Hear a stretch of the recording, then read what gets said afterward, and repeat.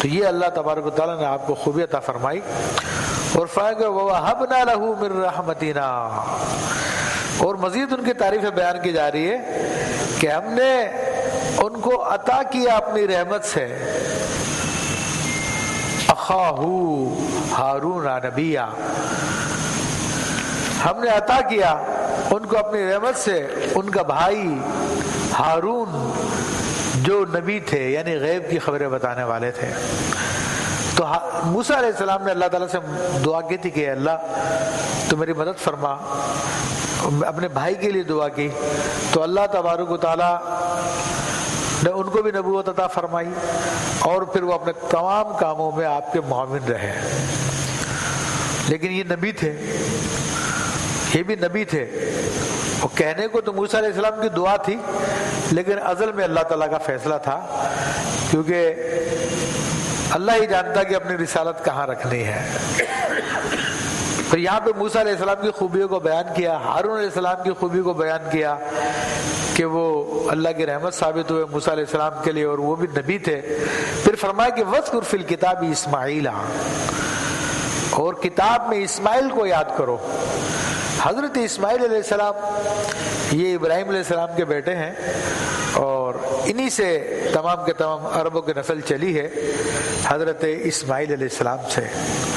اور اللہ تبارک و تعالیٰ نے ان کی بھی خوبیاں بیان فرمائی، ان کا ذکر کیا کہ انہ کان صادق الوعد، کہ بے شک وہ وعدے کے سچے تھے.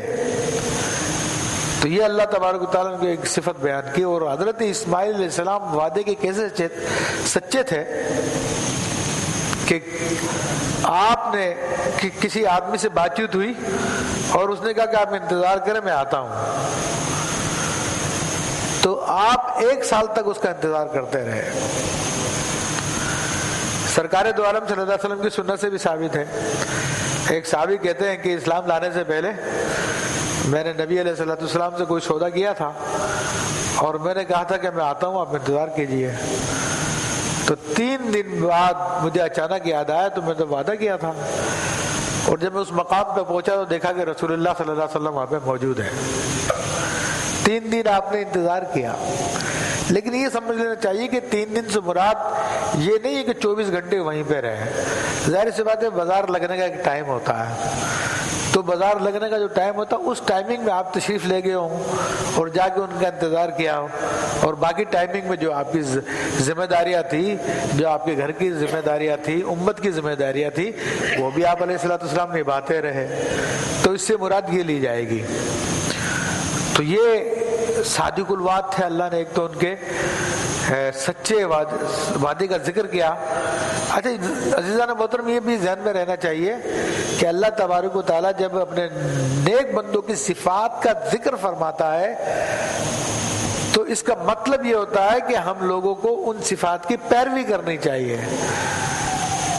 ہم لوگوں کو، جیسے کہ موسیٰ علیہ السلام کے باب میں بیان کیا، بڑے مخلص تھے وہ.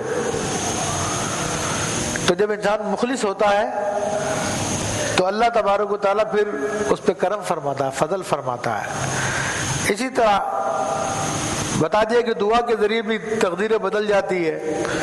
تو سیدنا ہارون علیہ السلام کے لیے دعا کی موسیٰ علیہ السلام نے، تو ان کو بھی اللہ نے نبوت سے سرفراز فرمایا. پھر اب اسماعیل علیہ السلام کا ذکر کیا کہ اس وعدے کے سچے تھے. تو اس کا مطلب ہے کہ ہم کو بھی صفت اپنانی چاہیے. ہم بھی جس سے وعدہ کریں تو پھر اس کو پورا کریں، لیکن جائز وعدہ ہو. اگر ناجائز بات کا وعدہ کیا تھا تو اس کو توڑنا واجب ہے، اس کو نہیں نبھایا جائے گا. آج کل سمجھانے کے لیے ایک بات میں کہہ رہا ہوں کہ نوجوان لڑکے لڑکیاں وہ غلط ناجائز تعلقات قائم کر لیتے ہیں اور پھر ایک دوسرے سے بہت سے وعدے کر لیتے ہیں. جب ان کو سمجھایا جاتا ہے، منع کیا جاتا ہے تو کہتے ہیں نہیں میں نے تو وعدہ کیا تھا، میں نے تو قسم کھائی تھی، میں نے یہ کیا تھا، میں نے وہ کیا تھا. شیطان ان کو جو ہے پھر چڑھاتا ہے. تو عزیزان محترم، یہ معلوم ہونا چاہیے نہ تو ایسا وعدہ جو ناجائز اور شریعت کے خلاف ہے اس کو پورا کرنا جائز ہے، بلکہ توڑنا واجب ہے. بلکہ ایسی بات پہ قسم بھی اٹھا لی تو بھی اس کو توڑنا واجب ہے. اس ناجائز قسم کو آپ پورا نہیں کریں گے بلکہ اس کو توڑ کر کفارہ ادا کر دیں، وہ آپ کے حق میں ثواب ہے. اس قسم پہ اگر آپ عمل کریں گے تو گناہگار ہوں گے آپ. تو یہ بھی صادق الوعد کا معنی بھی میں نے وضاحت کر دی. وکان رسول النبی، اور وہ رسول بھی تھے اور نبی بھی تھے. یہ حضرت اسماعیل علیہ السلام کی دوسری پھر تیسری صفت بیان کی.